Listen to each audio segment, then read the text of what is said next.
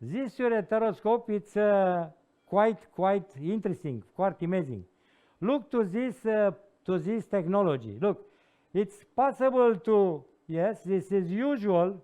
This one is not a problem. But look to my finger.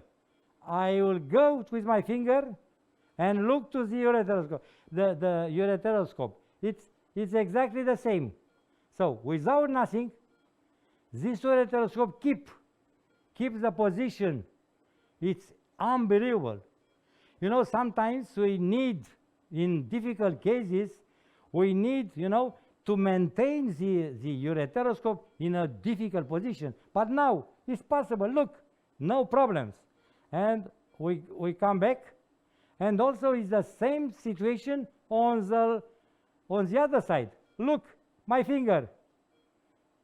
My finger is now on the button, and the ureteroscope is like this. It's great ureteroscope. So I think that this ureteroscope, it's you know, it's a real great for demonstration. So this ureteroscope that I show you is VedKang. It's a new one.